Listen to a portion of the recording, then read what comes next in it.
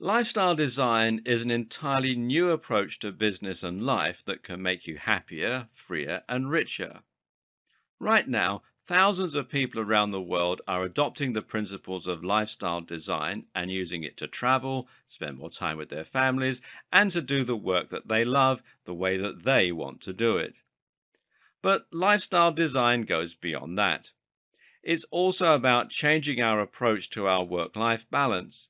It's about embracing the promise of modern technology. And it's a movement and a cultural change, and it's very likely going to be instrumental in shaping the future. Sound hyperbolic? Allow me to explain exactly what lifestyle design is and why it's so important. Lifestyle design simply means that you are designing your lifestyle. It sounds simple and it sounds obvious, but it's something that most of us never do. When was the last time you sat down and asked yourself what you wanted life to be like? What you wanted your daily routine to be like, and how you intended to get there? If you're like most people, you will have fallen into a job because you had no other option and that was what you were taught to do. And probably you've just kind of survived until now. You'll live within your means, you'll work the hours you're set, and you'll even probably have chosen where you live based on your work. So right now, you've not chosen your life. You have no choice about where you live. You have no choice about how to spend the hours between 8 a.m. and 6 p.m., taking into account your commute. And you probably have limited choice on how you spend the rest of your time due to time and budget constraints. Adding insult to injury, you're probably also an employee, which basically means that you're doing what someone else says and exchanging your time for money. As an employee, you'll probably be given set work to do during the week, and you'll probably be reprimanded if you don't do it in time. And this is the part that I personally find hardest to stomach. You will be reprimanded. Like a child. You'll also be told what you can and can't wear and how you're allowed to decorate your desk. And a lot of the rules will be petty and arbitrary. Oh, and you also get in trouble for talking in most offices. Seriously, this couldn't be further from freedom. And it's not just the hours you spend actually working that affect you either. Just as bad is the time that you lose out on at home. When you only have a few hours, and more importantly, very little energy, in order to do anything useful once you get home, it can make it very hard to spend the time that you want with your family, to spend the time working out and getting into shape, to spend time outdoors. Even just to read that book or to play that video game that you've been wanting to experience for a while now, can be difficult. It's so bad that we end up just looking forward to the time when we're old enough to retire. And you know something is wrong when we're actively looking forward to being so old that we can't move around properly without being in a lot of pain. But here's the thing, it really doesn't have to be like that anymore. These days, it's possible to communicate with anyone from around the world without leaving the comfort of your home. You can accept money transferred wirelessly. You can get any information you need, and generally it's possible to earn money from anywhere as long as you have an internet connection. With all this in mind, why don't more companies offer flexi time and allow their staff to work from anywhere, or at times that suits them? Sometimes it comes down to the requirements of the job. Perhaps you need to be in the office in order to answer the phone. But a lot of the time, it simply comes down to the fact that a lot of businesses are stuck in the past and are unwilling to try new approaches. But you don't have to work for a company at all anymore. You can provide a service freelance online, and that could mean writing, creating websites, being a proofreader, providing consultation of some sort, being a personal trainer or counselor, writing music, taking photos, buying and selling products, creating physical products to sell, data entry, running a blog, sports commentary, or programming. All these jobs, and many more, can be performed online with no need for you to be present in person, and this is something that anyone can handle on their own with no need to have a boss of any sort. Once you start doing that, you can set the hours you want to work. If you want more money, you can work longer hours. If you want more time to spend with your family, you can choose to work a little less. Likewise, you can decide precisely the kind of work you want to do, and you can direct your business to do things in your way and get the pride that comes from that. Working online also means you don't have to commute anywhere. This means you can live anywhere in the world that you like, or even travel the globe.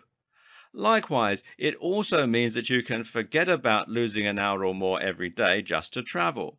It means you can wear whatever you like in general, and it means that you can start dictating how you want to live your life instead of having it dictated to you. You're now in a position to choose how and when you work, and that means that you can choose to design your work to fit the lifestyle you want. It's a subtle shift, but it makes a profound difference.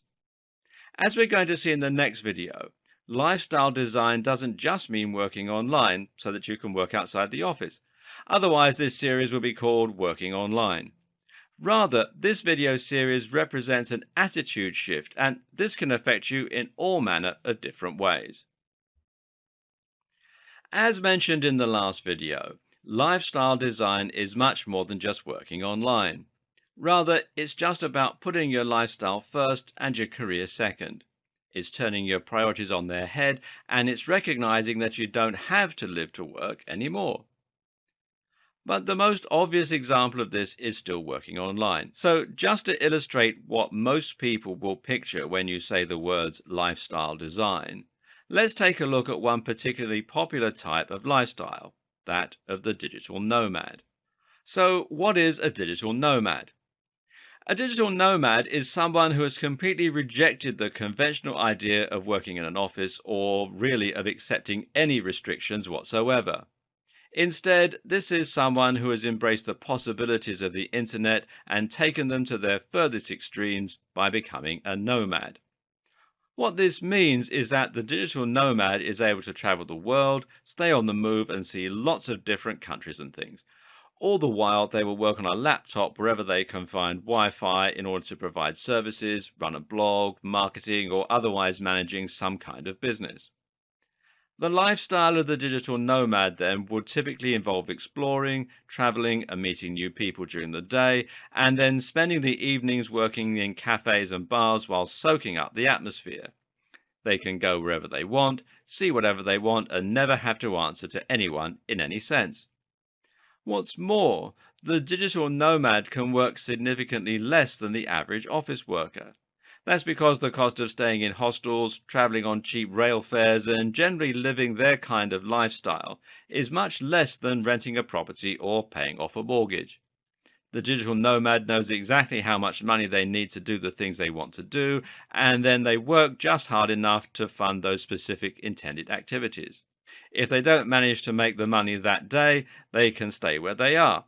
If they do make the money, then they can afford to try something more exciting. The digital nomad lifestyle is one that will be incredibly appealing to the right kind of person. If you're someone who wants to see the world, if you value your freedom and experiences above all else, and if you're able to forego your creature comforts, then you'll get a real joy out of being able to see the world on your own time and live the life you want. But it's certainly not for everyone. If you're somebody who likes to relax in a nice warm bath while drinking tea, then you might struggle with constantly moving from one hostel to another. Likewise, you might want to start a family, or you may love the idea of buying a home and making it exactly the way you've always dreamed it would be. But this is the whole point of lifestyle design. You are designing your lifestyle using the freedom that modern tools give you, and that can mean whatever you want it to mean. I personally work from home because I love the freedom. I don't actually work out of a home office though, as I find that claustrophobic. Instead, I work in coffee shops where I can soak up the atmosphere, chat to people, and watch the world go by outside. I meet friends for lunch often, and I come home early to work out. What's more, I'm constantly traveling.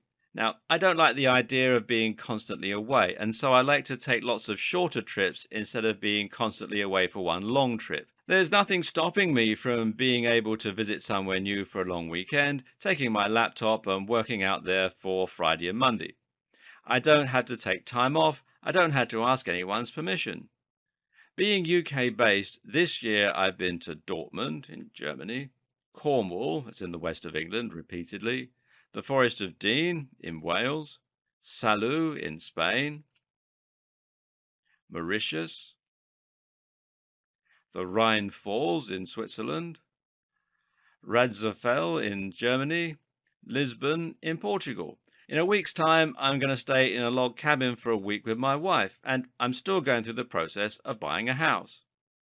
As I said earlier, I meet friends regularly for lunch, I take days off to pursue things I want to pursue, and I'm building a business and a brand that I'm really proud of. This is a lifestyle that anyone can have now, if they so choose. So why limit yourself to just one holiday a year? Why spend your life looking forward to the freedom you'll get from retirement rather than letting yourself experience life right now? But what if you don't want to give up the day job? What if you don't want to work online or you think you're not tech savvy enough for that option? You know what? That's fine too. Lifestyle design is not completely reliant on you being able to become a digital marketer or a web designer. One option is to discuss with your current employer about the possibility of flexi time. Express an interest in working from home whenever possible, or in having the freedom to come in an hour later and leave an hour later, or vice versa. And don't just take no for an answer. Explain how you can be more productive and demand to know why your boss is saying no, if indeed they are. At the very least, try to overcome the notion that a good employee should be willing to stay until 7 p.m. to finish their work. If it gets to the end of the day and you haven't finished yet, leave. As much as you might feel a pang of guilt at leaving your work unfinished, it's the burden of management to make sure that work is able to be completed in the time given. And if you're not able to do that, then they need to hire more staff, take on less work, or generally rethink. It's not your responsibility. And that's one of the few perks of being an employee. Better yet, though, is just to change your job altogether, but now to think of your work in an entirely different way. Instead of finding a job that will pay the most and potentially also involve taking on a lot of responsibility that you don't enjoy, instead think about what you want out of life and what kind of job will be best suited to giving you that. So, for example, this might mean becoming a rubbish collector. Being a rubbish collector is something that many of us wouldn't consider to be a good or glamorous job. But then ask yourself, why does a job need to be glamorous? Why does a job need to carry importance or respect? Why is it important to you that people sound approving when you tell them your job? Instead, focus on the actual merits of being a rubbish collector.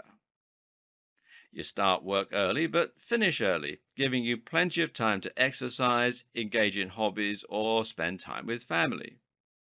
It's surprisingly well paid for what you're doing. It's physical, meaning you can get some exercise.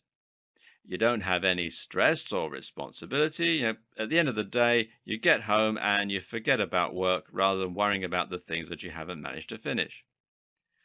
Now, I'm not saying that you should really become a rubbish collector, not for a moment. But I am saying it's a viable option if it fits the lifestyle that you want to live. And it's a good example of why you should consider jobs that you might traditionally have rejected in the past. There are many other career choices that can give you even more freedom and flexibility, and that might prove to be an even better decision. For example, driving instructor. A driving instructor is someone who has all the stability of being employed, but all the freedom of being self-employed. You can decide when you want to take on clients, and you can arrange lessons so that the rest of the time you're free to do what you want to do. The same can be said for a taxi driver, hairdresser, or piano teacher. Again, it pays to think about the lifestyle you want and then the job that supports it, not the other way around.